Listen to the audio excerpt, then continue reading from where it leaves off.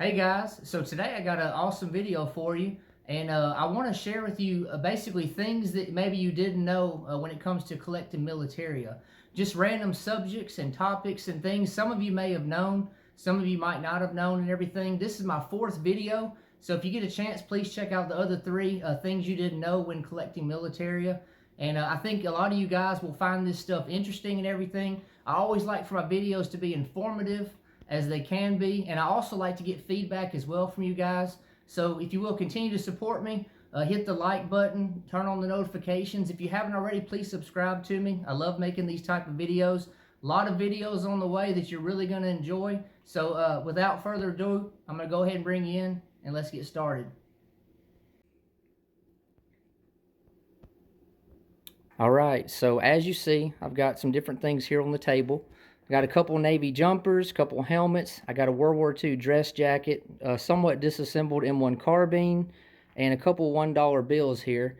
And I've got these helmets here in the middle of the table, so I'll start with them. So most of you guys that have been following me and watching me know that I love helmets. I'm a helmet freak. I've got close to 150 total, and probably 60 to 70% of those 150-ish are M1 helmets from World War II. I love collecting the M1 helmets. You know, they're very iconic. There's so many different characteristics and things to look for and just things that make them fun to collect and everything. And what I wanted to share with you today, some of you might know this, some of you might not, but so the McCord M1 helmets started production. It was around the end of June 1941, around there, or maybe early July 1941. And that's when they started production. Now, what you might not know is they didn't start at heat lot number or heat stamp number or lot of steel. You know, there's different terminology. Didn't start at 0 or 1. What happened was they picked up where the M1917A1 Kelly helmet production number stopped. So in the late 30s to early 1941, McCord made the model 1917A1 Kelly helmets. And I've got one of those right here, and they started at 0, and it went all the way up to around 24, is my understanding, and from what I've seen. Around 24 is when it stopped. And then when the M1 helmet started production, then they picked up where the Kelly helmet stopped. So this would have started around heat stamp, heat lot number 25. And so what I've got here for you, I have a Kelly helmet, but you see it doesn't have a liner or anything. It's just a shell. And what I was going to show you is, this is the only one I have. This is an 18B. You see that 18B? And again, like I told you, they stopped around heat stamp, heat lot number 24. The M1 helmet started around 25. And I've got this M1 helmet here. This is my earliest helmet that I own. And this one, give me just a second. Let's see. Where's it at? This one, you see it right there? I got 28E. 28E. I also have a 29B3. 29B3, but like I said, this is 28E. So this helmet right here more than likely was made in July or August of 1941. This is a very early M1 helmet. Unfortunately, it's not fixed bell anymore. It's been converted to swivel and everything. But so again, this helmet is very early production for the M1. Again, I'd guess probably July or August 1941. Definitely before Pearl Harbor and all that.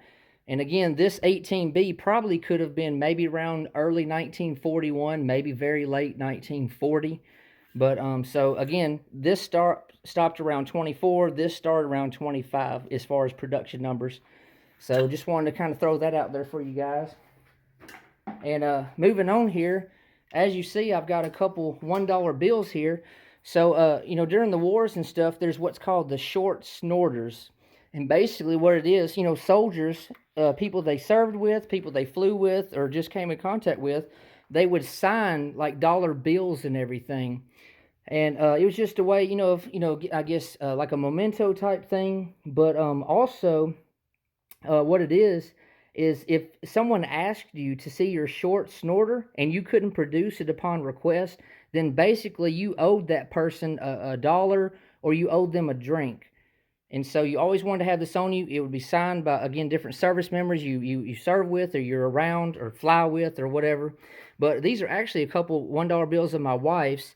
and they're series 1935, both of them. Now, these aren't military per se, but they have been marked with countries. See, like this one, Melbourne, Australia, and that says Holland or something. I can't make that out, but and then see, it's got a name, Robert Peterson, 2 places, Australia, different years, 1947, 50, 54.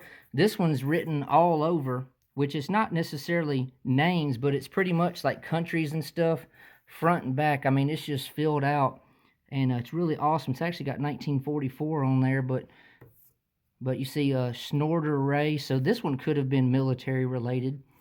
But yeah, it was just something, I guess, fun to do. The soldiers would, again, they would keep these with them at all times, or they should, or they would owe a person $1 a drink. And you could really collect a lot of signatures, names. I'm sure a lot of guys probably had a bunch of different ones of these, but just something kind of cool, like a little keepsake memento type thing that a lot of the guys would do. Bet you didn't know that. Maybe some of you did. Now, moving on right here is, see, I've got a somewhat disassembled M1 carbine. And you see I have the pouch here, the buttstock pouch, and magazines right here. The reason it's disassembled is because I wanted to show you guys. So most of you might know this, some of you might not. So the pouch is made, the M1 carbine 15-round magazine pouches that were made specifically to be able, they could be slid onto the stock. These, if you look on the inside here, they have basically a little snap button in there. Can you see it? Have a little snap button in there. And unfortunately, a lot of times when you put these on your stock and it slides on there, or maybe slides back and forth over time, that little snap button, there's a chance that it could damage your stock from sliding back and forth and up and down and moving, rolling around and stuff. So what a lot of guys would do, I've seen, is you'll take basically just like a business card, or maybe an old, not necessarily an old credit card, just an old card or something, and they would basically put it in there so that to protect from the snap button from scratching the stock. I've seen people put tape over it and just other things, but I mean, you just wouldn't want to scar up your stock, because of this. And so that's just a thing you might want to think about, is just put something in between there so you don't damage the, the stock there. But another thing I wanted to show you, I'm going to pass this off to my wife. I need both hands. So, when attaching, the buttstock pouch, so, you basically have to take, the top handguard off and just take out the whole barrel and receiver assembly and everything. So you got your stock where you can freely, move the pouch. So basically, you can put your pouch on here and you slide it down. And, a lot of guys will slide it all the way to the rear. But, and also a lot of guys would already have the magazines in the pouch before they, put the pouch on the stock. But what I found is it's usually a lot easier if you put the pouch on first, and when you instead of pushing it all the way, towards the end, leave it maybe closer to the front. That way it's loose, it's not real tight and everything. And then you can insert your magazines just like this. Sometimes you got to kind of work with the pouch. Insert the magazines, right? Just like this. Again, some, pouches might be stiffer than others. And then snap it, right? And then once you've done that up towards the front, or receiver area, then you can slide the pouch back in place back here. And like I said, before you do that, you can also, insert a card in there. Slide the card in there, in between, again, the snap button and the pouch. Something like that. Or, that's just an example, but anyways, the snap button's on the back side, but I just kind of want to show you just kind of a brief thing. And then there you go. So you got an easy setup right there. So again, that's just what I do. It's kind of easier for me, but hopefully that's kind of informative for you guys. Moving on here, let me set this to the side. All right, I'll take over. Thank you. So I got a couple Navy jumpers here and a dress jacket. And there's a few different things I wanted to show you guys. So a lot of you might know this. So you see this right here. I've got it on both Navy jumpers and the dress jacket. So if you don't know what this is, it's called the ruptured duck. And that was basically for World War II service members, men and women, who were honorably discharged. This ruptured duck, basically patch, was given, and maybe a little pin or something as well, and they could sew it or stitch it onto their uniform or Navy jumper. Now, what you might not know is, a lot of you might know, again, World War II, honorable discharge. What you might not know is it is actually not a duck. That is actually an eagle. You know, a lot of you guys are probably like, well, why do they call it a duck? It looks like an eagle. Well, that's exactly what it is. A lot of service members and people back during World War II, they actually thought this looked more like a duck than an eagle, you know, so it's kind of, you know, vice versa. People have different opinions and stuff about it, but this is in fact not a duck. It is an eagle. Same thing here. See, it's an eagle. They call it the ruptured duck, but it is not a duck. Again, some of you probably knew that, some of you probably didn't. It is an eagle, and it represents honorable discharge. All right. Moving on here, you see this Navy jumper has ribbon bars, just like this World War II dress jacket. And what you might not know is Navy and Marine ribbons, or ribbon bars or ribbons, are bigger, basically fatter or taller than like the Army jackets. So I'll bring them close together here. If you can see the difference, these the ones on the Navy jumper are about twice the size of these right here on the Army jacket. And same thing, like I said, the U.S. Marine Corps ones are bigger than Army as well. And honestly, guys, this is something you can help me out with. I haven't really figured out exactly why they're bigger, why they're not the same size. You know, some of you, that's one of those things I like to get feedback and learn from y'all as well. If you know the exact reasoning why they're larger, please let me know, because I love to learn as well. But I just kind of want to point that out to you guys. Some of you might not have ever recognized that. Moving on here, I'm moving back to this other Navy jumper. So this one, I've got the cuffs rolled out, basically. And you see it's got, it's actually dragons on there. And what that is, these are known as Liberty cuffs. And so basically, you know, Navy sailors, they would go and have, you know, stuff stitched on the inside of the cuffs, or tailor-made stuff, or even on the inside here, there'd be like an anchor, or maybe their name stitched, or whatever else. But I'm just kind of a decorative type thing. And when the Navy guys were on leave or Liberty, then they would flip these around to where these could be seen.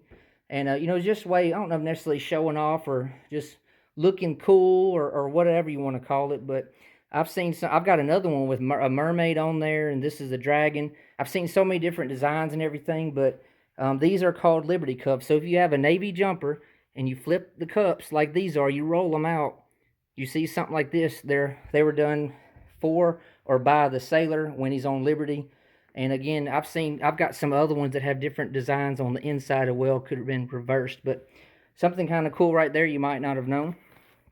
And last thing I got for you is I have this, again, it's a World War II dress jacket. It's not an Ike jacket, it's the full length one, right? And the reason I have this here and wanted to talk to you about it is, you know, the guys, a lot of them would take pride and everything on the appearance of their jacket. They have their patches and everything, their ribbons, their ranks, their collar disc, and you know, like their buttons and everything. And a lot of the guys wanted everything to shine and be polished as far as insignia or buttons or whatever. And so what a lot of the guys did to make it easier for polishing their buttons, especially, let me show you this. You see, these basically have like paper clips on there. And a lot of you guys like, why would they do that? You know, you see they're not sewn on. And again, this would be so it'd be easier to remove the buttons completely from the jacket and polish them and then reattach them. Whereas, you know, if the buttons were still stitched or sewn on there, then it could be harder for some people to properly polish or clean their buttons. So they would rather take the buttons completely off of the jacket and just make up a system like this. I've got 2 or 3 other ones with different systems they use for attaching the buttons and hold them in place. But I thought that was kind of cool and everything. You know, the guys come up with different creative things and ways of doing different things and everything to make, I guess, things easier for them. But anyways, guys, I'm go ahead and wrap this up. I hope you liked this video. I've got several ideas for a part 5 I hope to do here very soon. But please give me some feedback. Let me know, you know, if there's anything I missed or if there's anything you can help me as far as the information on these topics. But I appreciate you guys so much. Please subscribe if you hadn't, and I'll be getting back to you soon.